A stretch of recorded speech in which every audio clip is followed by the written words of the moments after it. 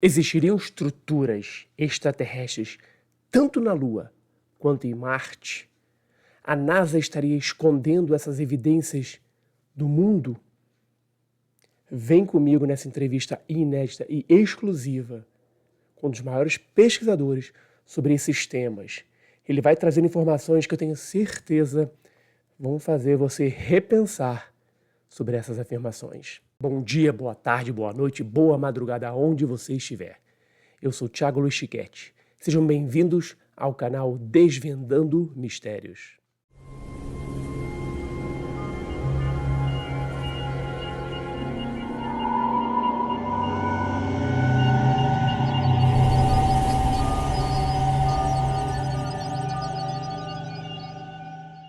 O nosso convidado de hoje para essa entrevista é ninguém mais, ninguém menos do que Bara.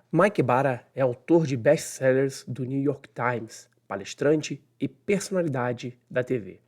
Iniciou sua carreira de escritor após passar mais de 25 anos como projetista e consultor de engenharia para grandes empresas aeroespaciais, incluindo projetos militares. O primeiro livro de Mike, Dark Mission, The Secret History of NASA, foi um best-seller do New York Times em 2007. Mike é um profundo conhecedor e pesquisador sobre ciências espaciais, NASA, física, OVNIs e metafísica. Participa regularmente da série Alienígenas do Passado, entre outras. É autor de 9 livros sobre o fenômeno ufológico, com destaques para The Dark Mission, Unsighted Aliens on the Moon, Unsighted Aliens on Mars 1 e 2, Unsighted Aliens and Secret Societies, Hiding Agenda, NASA and the Secret Space Program e Unsighted Aliens and JFK. Fique então com mais uma entrevista inédita e exclusiva que você só encontra aqui no canal Desvendando Mistérios. E não se esqueça de se inscrever no canal. Marque também o sininho para sempre que tiver um vídeo novo você não perder nada. Dê também o seu like em todos os vídeos do canal, são centenas de vídeos do canal e as entrevistas inéditas e exclusivas. Deixe seu comentário também a respeito de tudo o que eu tenho, o que eu apresento aqui no canal para vocês. Compartilhe o canal. Quem sabe, até o final do ano, falta pouco, possamos chegar a 20 mil inscritos. Vamos então para essa entrevista com Bara. Mike, thank you very much for being here. And I just showed you your books, 3 of your books. Yeah. And I'm sure that the Brazilian audience is gonna love it, our interview. Thank you very much for your time. Sure, absolutely. I love your country. I love your race car drivers. I love your soccer players, your football players. So I love Brazil, and I was trying to get down there the last 3 years. AJ Grivard was trying to get me down to at the conference he had down there, and it didn't work out, and then he passed away, and I don't know what that was all about or what happened with him. But someday I do plan to visit. Absolutely plan to visit. You are invited. You are invited to come to Brazil, and if you come to Brasilia, you invite to be my guest at my house. It's going to be a pleasure. I'd rather stay in a nice hotel in Rio or Sao Paulo or something, but either way, I'll still come. Oh, I'm sure that my house is much better than the hotel because there are 2 dogs and have breakfast and lunch and meals, everything. Well, my friend, close to the beach. No, it's not close, but we have a swimming pool. I really want to visit the Brazilian beaches. From what I can see on the internet, it's pretty impressive. So it is. They are very, very beautiful beaches. So let's start. I always start with the same question to all my guests. What led you to the research, the UFO phenomena? I think I was kind of born this way. My earliest memories are watching Gemini launches back in the Apollo days when they were developing the Apollo program to go to the moon. And I remember, black and white watching, I think it was Gemini 6 the engine started and then it shut down and it didn't launch. And that's stuck in my brain. And, it wasn't like I watched Lost in Space and Star Trek and got all excited about space and aliens. I already was excited about them. That's why I watched Lost in Space and Star Trek and shows like The Time Tunnel in America, all these science fiction shows. I was just born that way. I just was fascinated by it from the time that I was a little boy. And Can't explain it except that I'm doing what I'm supposed to be doing. You know, that's the way I look at it. Well, I can tell you it's the same thing that happened to me. I was born loving this subject. Since I was a boy, Yeah, you know, sorry, it's weird. I mean, I remember a documentary about your great Formula One driver, Ayrton Senna, and you know, he's 2 or 3 years old and he's in this play car driving around. I mean, he knew what he was born to do his whole life, and I feel exactly the same way. I feel that studying aliens and these kinds of things, that's what I was meant to do. So eventually, you just start following the path that's laid out for you, and good things happen. yeah, I'm pretty sure because it happened almost the same with me. Mm-hmm. Well, you are one of the leading experts on extraterrestrial phenomena in space or seen in space, on the moon, on the Mars. Mm-hmm. Do you think there is a secret program that cover up this evidence? Oh yes, I absolutely. I mean, one of the things I did, you brought up Dark Mission, the book I wrote with Richard C. Hoagland, and you know, he of course is very well known around the world for his studies, and he and I worked together for about 10 years. And time after time after time, we caught NASA lying, distorting, making things up, altering images. You know, we caught them at both of the moon and of Mars. The face on Mars, of course, was the most famous of those controversies, the so-called face on Mars, which is an extraordinary um, structural monument, I think, at this point. And it, you know, just all of the different times, and I could go on that we caught them in lying to us was proof to me that there was definitely a political agenda going on there. And you know, eventually we tracked it back, or Richard tracked it back to this document that's called the Brookings Report, or I think it's cited in Hidden Agenda, definitely in Dark Mission, which was a report that NASA commissioned at the very dawn of the space age in 1958. And they said, what do we do if we run into ET out there? And the report came back, and the conclusion was probably not going to run into ET, but you might run into artifacts or ruins. You might find evidence that, you know, aliens have been through these parts before, which is of course exactly what Hoagland and I have been looking at for decades. And if you do, you should seriously consider not telling people about it, because if you do tell them about it, they will go crazy. They will have problems. Society could collapse. It could disintegrate. Modern society could disintegrate. Religion, you know, could be electrified. There could be religious repercussions of people. They talked about violence and, you know, rejection of these ideas, and very, very severe cultural damage. So it encouraged kind of exactly what we see in the world, which is this slow, steady cultural inculcation, or that's kind of a complicated word to translate across two languages.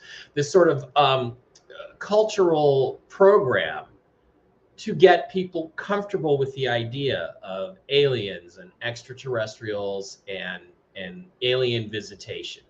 And you know, you look at the history of TV shows like Lost in Space and Star Trek and you know, Battlestar Galactica and all these famous films and television. Dune is a popular one. Well, it doesn't have the aliens in it, but basically getting people used to the idea of space travel, and aliens. You see exactly that process playing out.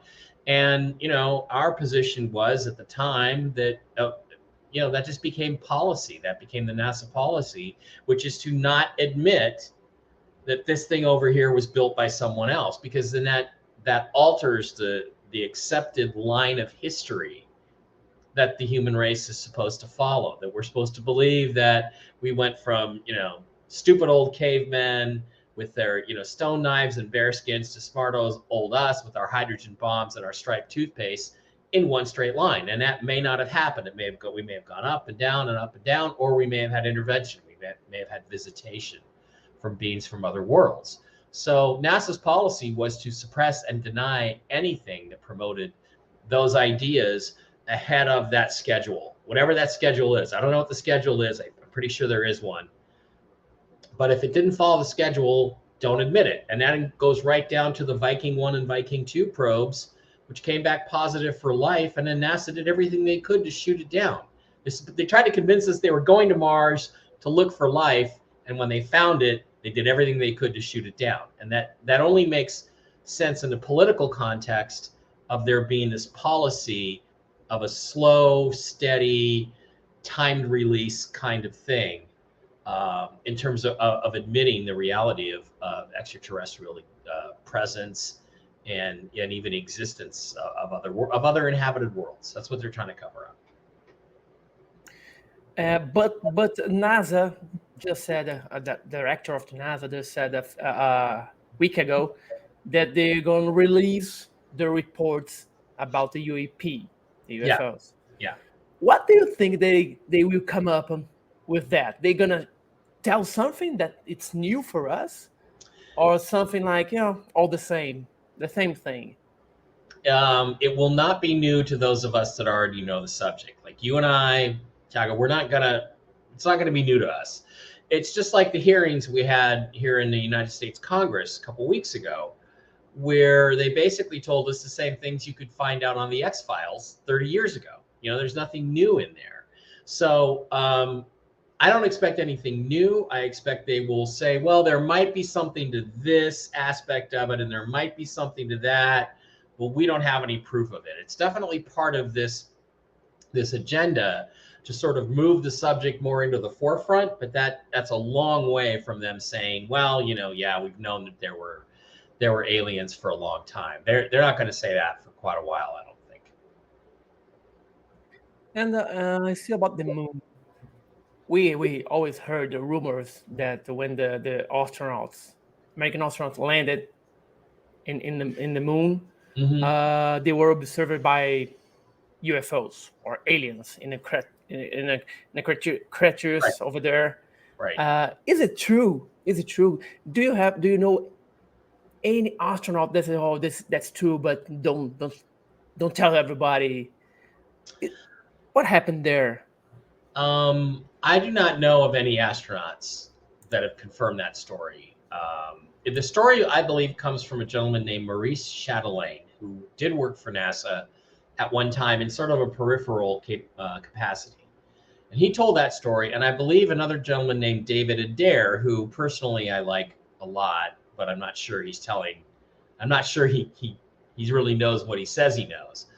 Those guys are the ones who spread the story. And I have seen the quotes of supposedly what Neil Armstrong said. Oh, there's these babies on the crater, the rim of the crater. They're huge, sir, and all this stuff. Neil Armstrong didn't talk that way. So I don't feel like the quote is an actual transcript of the transmission.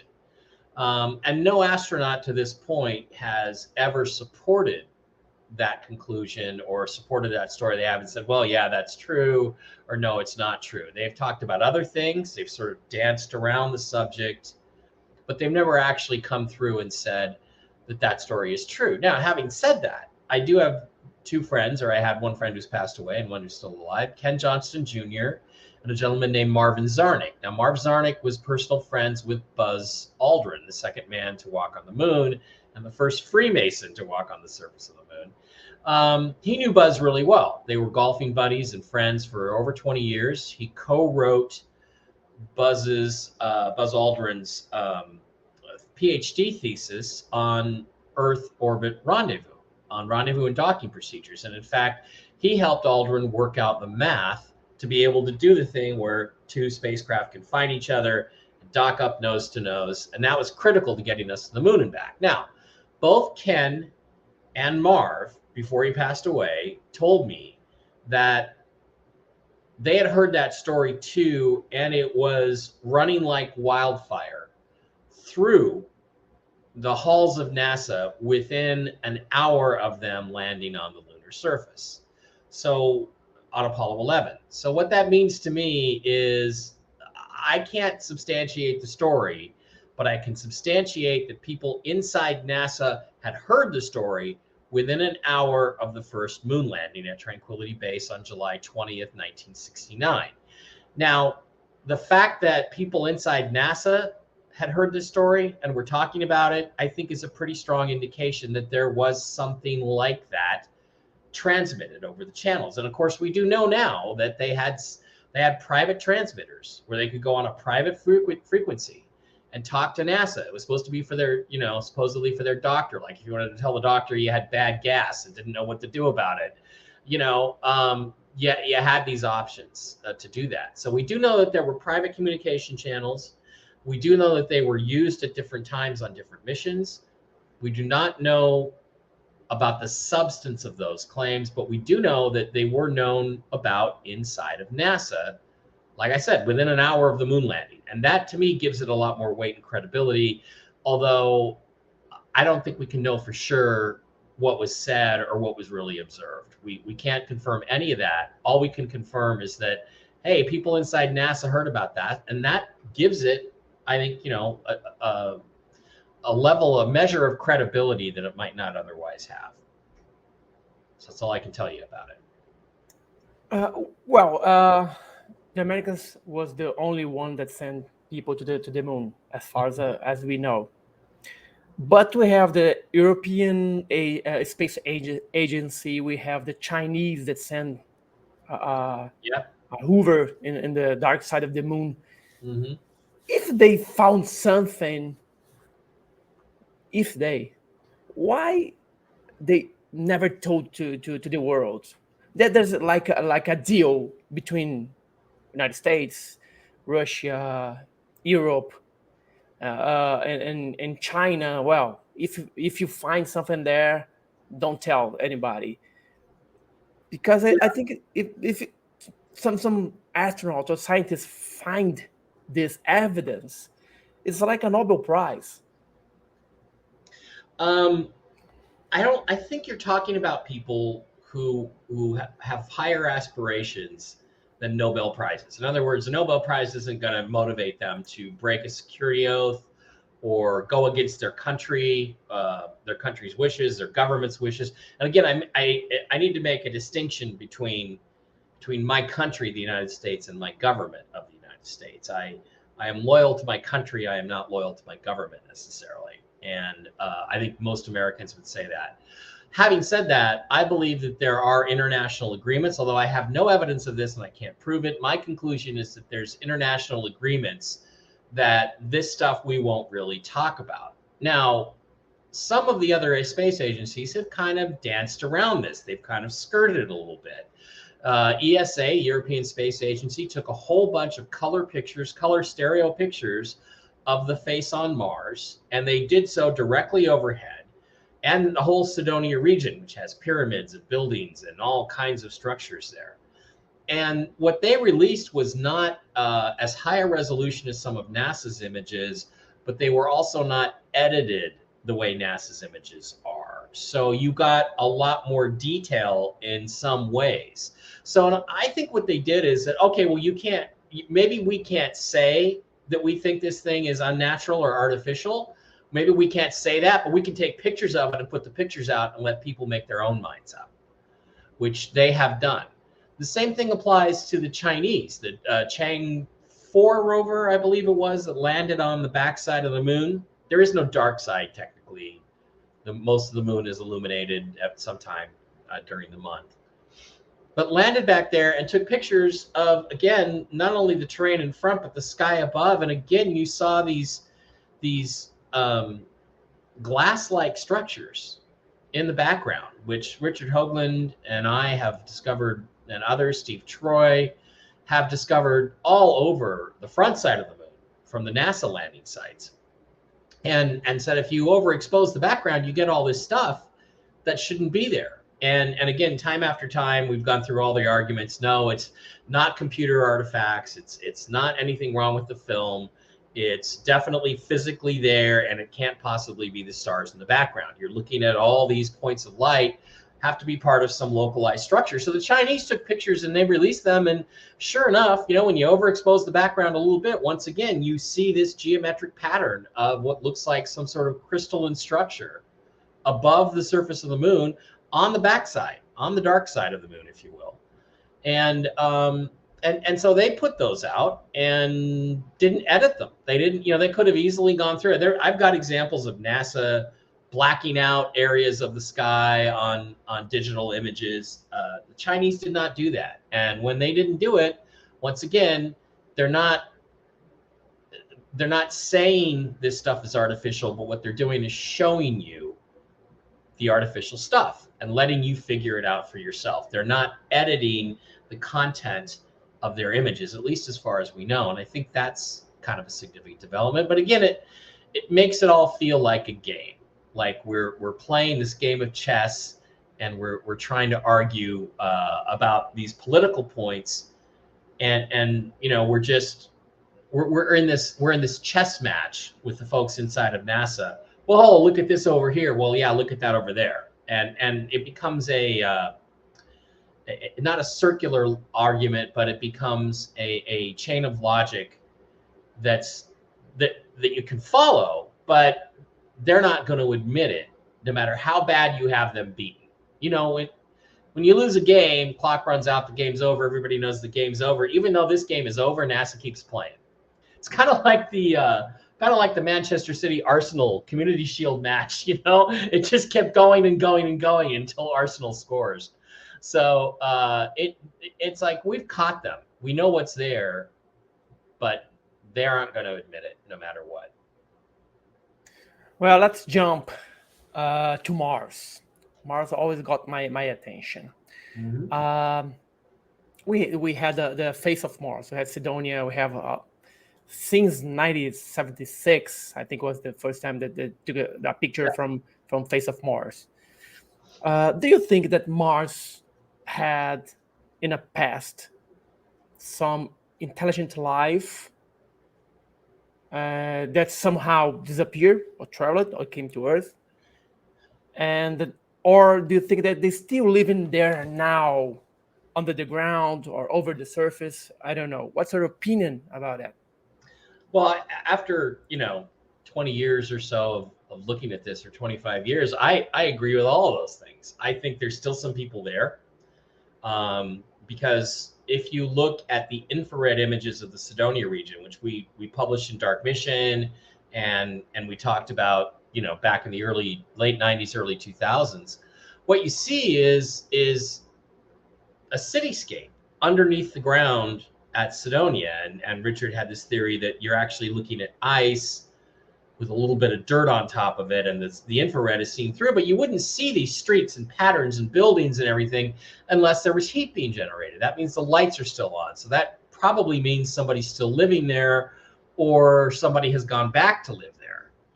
And yeah, I do think that some of these people that were there, let's call them Anunnaki, which is what Zechariah Sitchin's term was for them, a human-related species, maybe a little taller than us, maybe not. They lived there. There was some sort of destructive event, and we've got a lot of speculation about that. And then some of them came here, and some of them stayed and tried to ride it out. And so I do believe that there was a very advanced civilization there. The evidence of that is all over it. This image over my shoulder was discovered on a NASA gigapad by Neville. Oh, I forget Neville's last name, but it basically is a city that was buried by dirt and mud and sand, and now is uncovered. And there's no question it's artificial. It's indisputable. So if I make a new Mars book, that will be in there. So we know that there was a civilization there. We can see that it's in ruins, and then the only conclusions left are: when did this happen? When did they leave? And when did they come here? So it's kind of putting together the timeline is the only question. So I think absolutely, yeah, the evidence of an ancient civilization on Mars is all over the place. And there are people like Martine Graney and Rami Bar-Ilan who are going through these rover images and finding extraordinary pieces of equipment and machinery and just stuff everywhere on Mars that are not rocks. And they're just They ain't rocks. They're machinery. They're evidence of past civilizations. And when you go through the images one by one, you can absolutely clearly see that this civilization did exist. And it's interesting too, Thiago, because when you look at it, it looks like human engineering. You know, it looks like stuff that we built, and it's not us saying to ourselves or suggesting, oh well, let's decide that rock looks like a gun, looks like a Glock, and that rock looks like a piston head. No, these things really do look like machinery and equipment and tools and ruined walls and remnants of civilizations. They look exactly like comparable mechanisms and structures look like on the Earth. So to me, it's very simple. If this is a pyramid on Earth and you find one that looks an exact match to it on Mars, my assumption is it's a pyramid on Mars too. And the fact that it's on Mars, you can't make it. You can't say, oh, we're dismissing it because it's on Mars, which is what NASA tries to do. Yeah, and the NASA planning to send astronauts to Mars. Well, somebody. Yes, if we assume that there are aliens, not aliens, there could be a risk for us to land in Mars and not to be welcome by those who are living there. Mm-hmm. It's possible. That's possible. But we have landed probes there. They've let us land those, and that hasn't been an issue. Also, we don't know that we aren't in contact with them already. Remember, there's aspects of this that are like watching a movie, like a film, where there's a story that's being played out. And I believe now that Elon Musk is part of that story and his whole Mars plan. I think he gets there before NASA does, because probably he's got more money than they do, among other things. So, as I see this play out, it almost seems like it's a scripted storyline that we're following. And given that, I would say that the odds are that if we go, we will be allowed to land. Now, the question is, what will we broadcast back? Will we land and broadcast the truth? Because again, we're talking 10, 15, 20 years into the future, probably. Will we land and broadcast the truth, or will we land and broadcast more lies? We aren't going to know until it happens. So I say let's make it happen sooner, and then we'll have some more interesting things to talk about. Yeah, we land some rovers there, but we also lost the Phobos in 1988, 1989. Yeah. They took a picture of Mars and showed something that probably was not to be shown, but it was show something that and something huge behind the. Well, it did show some pictures, an infrared scan of the surface, which showed again a city in an area where. And the Phobos then were destroyed, right? Yeah, and that was interesting. But then the thing to me, I've got all the original data from that. A Russian scientist sent me all of the raw data, and I believe that object is a camera artifact. I don't know what happened to Phobos 2, but I don't think that a big UFO came and ate it up. So at this point, I used to think that was a really interesting story, but I don't know that it's true. And I talk about that. I don't know if it's in the Mars book that you have there that's available in Brazil, but I did talk about that, I believe, in the Mars 2 book here. Here in America, the Mars books are split into 2, and I would dearly love to make them into one long Mars book. But I believe that I think that's a camera artifact. I don't think that's because it appears on other images of other things in the same place. So it looks like it's an area where pixels got dropped. So I'm pretty sure that's not a UFO. Now, as to what happened to Phobos 2, that's an open question. It's still an open question. It's just disappeared. Yeah, it disappears. After making some really interesting observations too. Don't forget, it also took some composition measurements of Phobos, and Phobos is pretty much hollow. So that's pretty wild. We're talking about 200 by 200 square foot interior spaces. You know, that's like a big giant hotel ballroom. So that's pretty big stuff. It's like the Death Star from Star Wars. Well, if someone was living on Phobos, you would have things like that. You absolutely would. Well, in another book, The Choice, you talk about theories about the 3D hyperphysics and how it relates to Mayan calendar, Hopi prophecies, and the current area of dramatic changes. Yes. Can you tell us about this theory? Well, the idea is that the physics of our universe, the physical life that we lead, is manipulable. You can change it. You can manipulate electromagnetic energy, and that all human thought is electromagnetic energy, and that this is driven by the planets and the stars. So it kind of makes a structural support, a scientific support for the concept of astrology. Now, in astrology, what they say is, hey, the positions of the planets influence your personality. And there are studies that have been done by people like John Nelson at RCA who conclude that electromagnetic fields and energies like sunspots and electrical currents are manipulated by the positions of the planets and the amount of spin energy they have.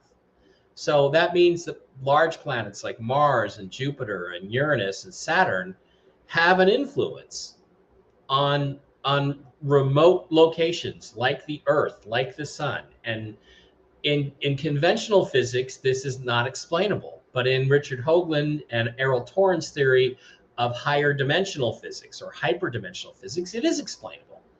And that the waves of energy sort of float through, I guess what you would call the ether, which is the fourth or the fifth dimension, and can have an instantaneous impact on remote locations. So in other words, where Jupiter lines up with Mars and the Earth affects the electrical fields of the Earth. And your thoughts are electrical fields. So given all that, I looked at the positions of the planets in 2012 and the positions of the planets in, let's say, 1776, when the United States had a revolution and the French had a revolution. And there was this revolutionary fervor worldwide. And what I found is these alignments were almost exactly the same. And so I concluded from that, when I thought about it, I thought, okay, so this December 21st, 2012 set of alignments is actually going to put us back in a mindset like we were in 1776. And this was all over the world. It wasn't just America that revolted against you know, the kings and queens and all that stuff. It was all over the world. And so I predicted that we would see this revolutionary fervor all over the world. And you do see it all over the world, including in your country.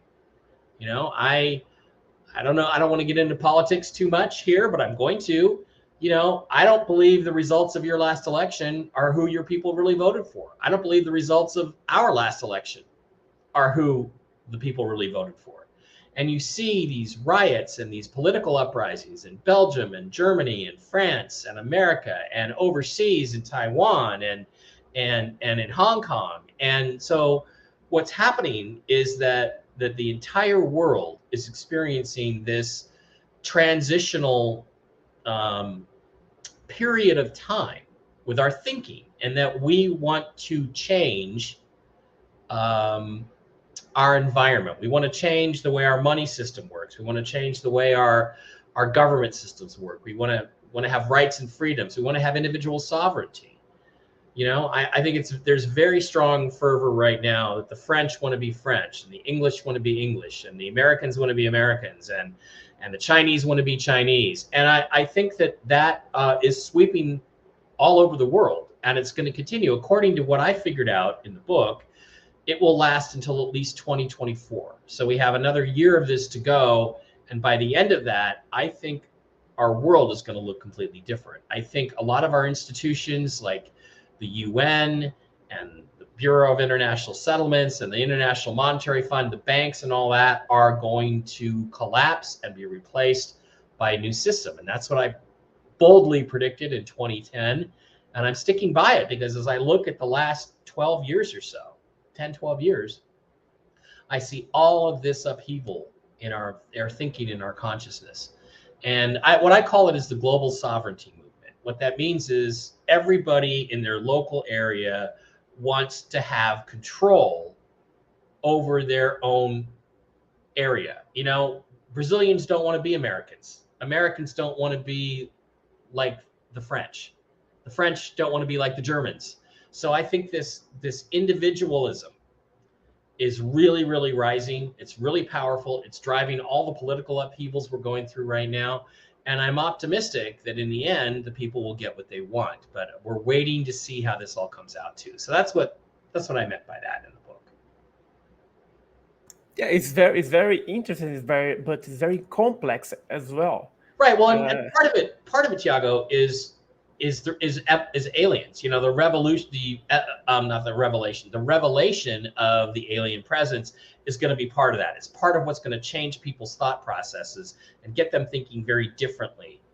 What the bad guys want is they want you to consider yourself a global citizen, or maybe even a interplanetary citizen, or a galactic citizen. But what they want to do is they want to wipe out your individuality. They want to wipe out your Brazilianness as part of that. Whereas what I see is, yes, we will think of ourselves in global terms, and we will think of ourselves in galactic terms, but we will still be Brazilian. We will still be French. We will still be American. In other words, we will maintain our individuality. And I think that's the war that's going on. And I do believe that aliens are going to be used as part of that awakening process that I see going on. But for example, if we get officially in touch with an alien civilization, Mm-hmm. We must respond as a human race. We will not be American and Brazilian and French. We're going to be a human race. Right. If this happen, how this individuality is gonna leave? It's gonna grow. Once we are, now that we know that there's another alien or another race in the universe, we are not the only one in the universe, as many of us think. Yeah, that's nonsense. We're gonna lose our individuality because of that. Because you're gonna be, you're not Brazilian anymore. You are human. Well, the race, human race. Right. And there were times in the past. I don't think the world was ever more unified than when we landed on the moon. You know, and it wasn't. I mean, I'm sure there were people in the world that thought, "Oh, look at those Americans," but most people thought, "Oh, look at us. Look at what we did." You know, it wasn't an American thing. It was a worldwide thing. Yet we were still French and German and American and Brazilian and unique individuals. So we could be unified and yet still be who we are. And I honestly, that's why I think the aliens are so fascinated by us, because we have this unique ability to be part of a group and of a unified perspective on the universe, and yet still be ourselves. We can still retain that individual uniqueness. And I think that's what makes us so powerful. I mean, there's an old joke. About Europe, right? And I don't know if you'd have to know the sort of stereotypes about the Germans and the French and the British. And, it goes, heaven is where the police are British, the mechanics are German, the chefs are French, the lovers are Italian, and the whole thing is organized by the Swiss. Hell is where the chefs are British, the police are German, the mechanics are French, the lovers are Swiss, and the whole thing is organized by the Italians. Now that's funny, because the soccer is Brazilian. Right, and the soccer is Brazilian, and it's because, but it's funny because each of these countries has a personality. I mean, you know, I've owned German cars for last 15 years. Every car's been German, and nobody makes them as well as the Germans make them. It's just when it comes to engineering and mechanism and mechanics, they're the best. And so, in other words, why would you want to destroy that that strength? That's like, oh well, we need a really, really high quality optical camera. Well, let's go ask the Germans. They build great cameras. You know, that's what you do. So let's go have a great meal. Oh, let's go get a French chef. You know, that's the way it works. And I think that is why the aliens are so fascinated by us, because we have this capacity to be both part of a collective and yet maintain our individuality, and they don't. If you look at the Greys, if you look at people's experiences with them, they are like a hive. They are like worker bees, and no individual has any significance whatsoever, whereas we're completely different. Our individuality is the most important thing about us. And I think that's a big part of what they're fascinated about. Like, how did this happen? How are these people able to be part of this group, the human race, yet still be Mike and THIAGO and be French and Brazilian and American? How does that happen? Because I don't think it works that way on other planets, at least not from what we've observed from the contacts that we've had. Very good point. Very good point. In your another book, Unscience Aliens and the Secret Societies, you talk about secret societies and aliens of the past, in the past. One of the main points of the book is when you say that technology and the teachings brought by these beings were usurped by those societies. Mm-hmm. And for me, looks very much like X-Files. Can you tell us more about it? Because are we living under, the fourth power? Yeah. Well, in the English-speaking world, we have sayings. We have old sayings, and one of them is that knowledge is power, and absolute power corrupts absolutely. And what those mean is that if you know something somebody else doesn't know, you have a power that they don't have. If you know where we came from and why we're here, and how to manipulate energies, how to create electricity. Let's say you were an ancient Egyptian and you knew how to make electricity. Well, to most people, you would be a magician, but in reality, you're just somebody who understands technical creation, or how to rub things together and create an electrical current, right? So they got these powers. They got this knowledge from the visitors, the Anunnaki, the human-like beings who came to Earth. Whether they came from Mars or from other places is debatable. I think a lot of them came from Mars. But they couldn't stay. They couldn't stay forever. They slowly died off. A lot of them left.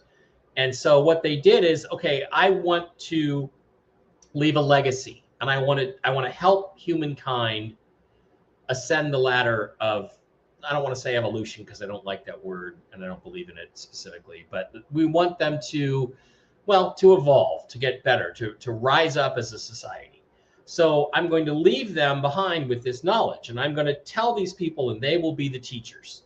And the premise of that book, Ancient Aliens and Secret Societies, is that the teachers realized that what they knew made them more powerful than the average man, and they were tempted, like human beings tend to be. They were tempted to the point that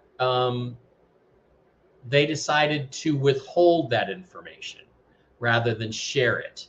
Where did we come from? Well, we came from Mars. Why did that happen? Well, something terrible happened on Mars. There was a war. Maybe there was a war between biological creations and machines. We don't know. We're speculating on that. And so they had this knowledge. They were supposed to share it, and it got so tempting to withhold it and use it as a means to manipulate other human beings and get what you wanted, whether that was become rich or famous or powerful or get all the women, whatever it was. It corrupted the heads of these secret societies. And so they became secret. They started saying, well, you can't get in the club unless you already know certain things or figure them out. And they withheld that true history of the human race. where we really came from, why we're really here,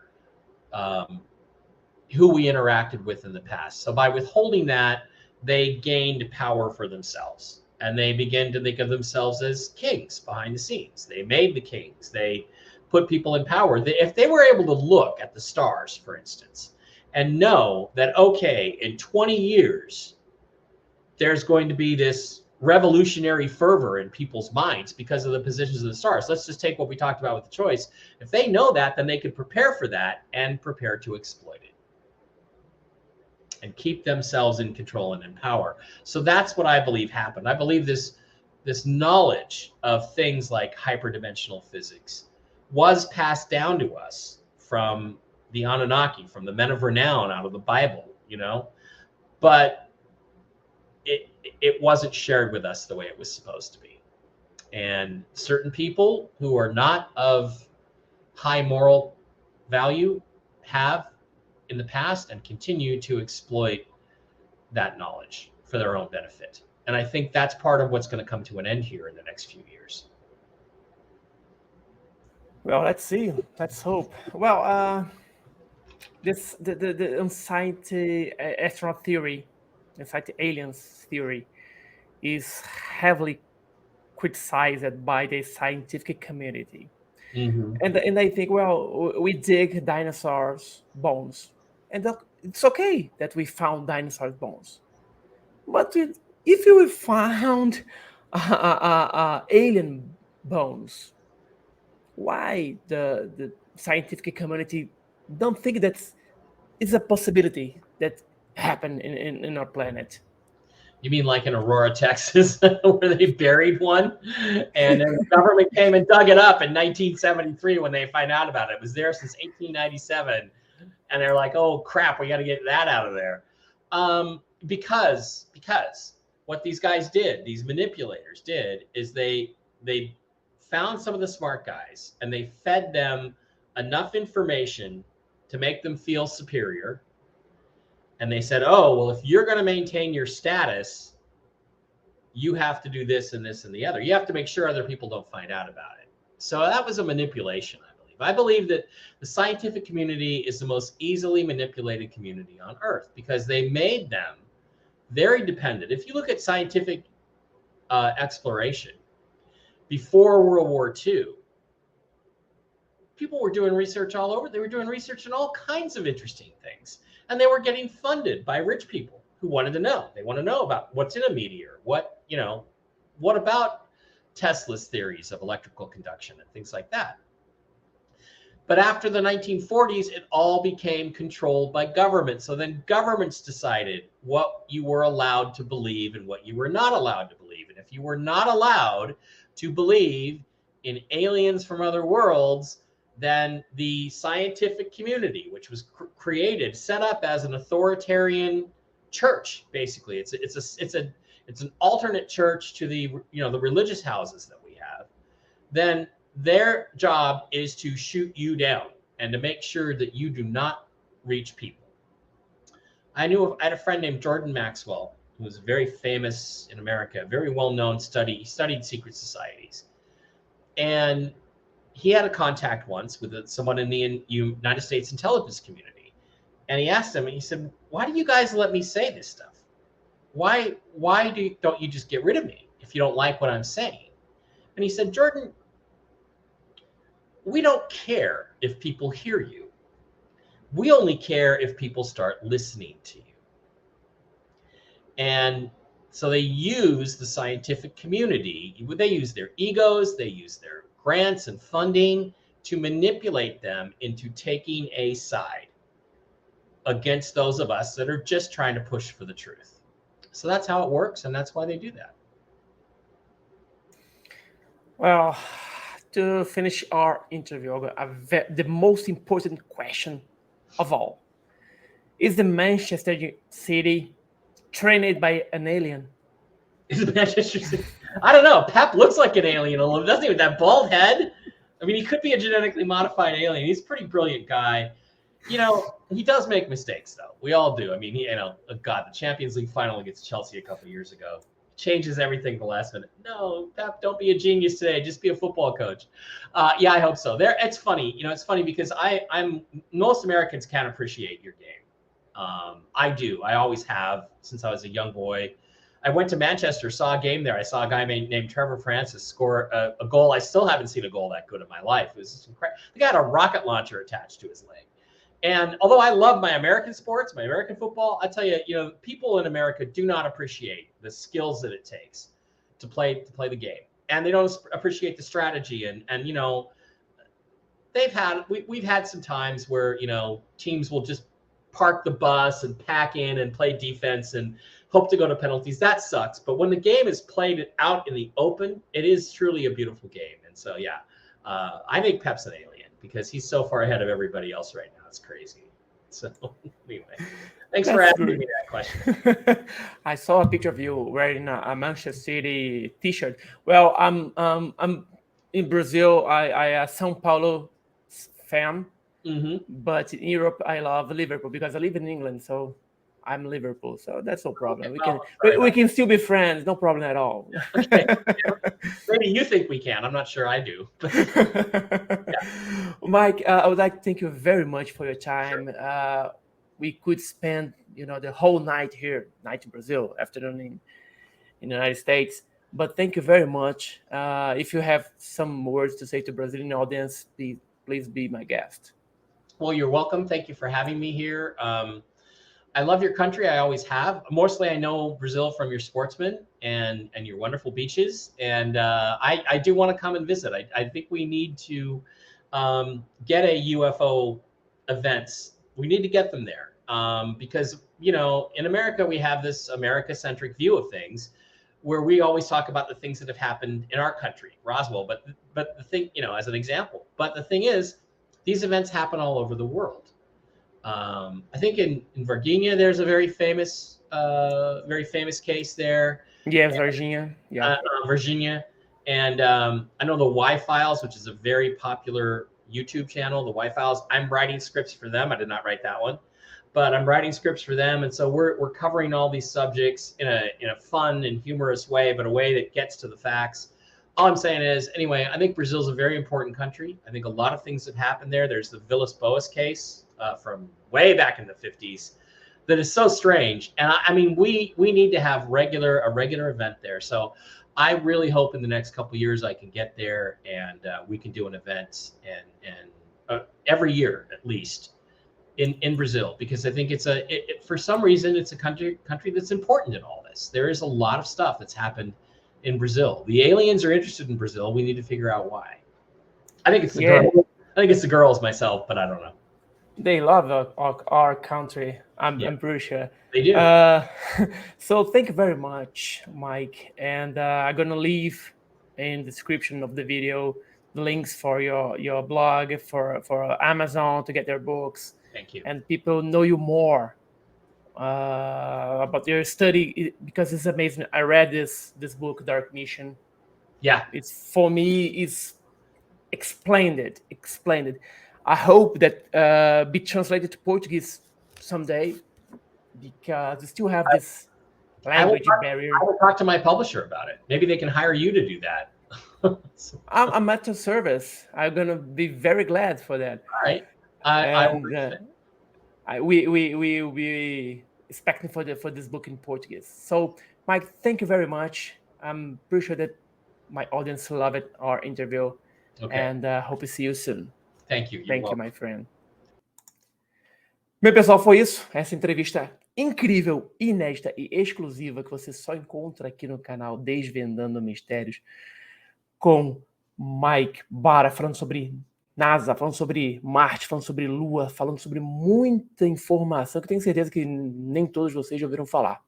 Então, continuem no canal, compartilhem, curtam, dêem o like e deixem seus comentários. Um abraço e até a próxima.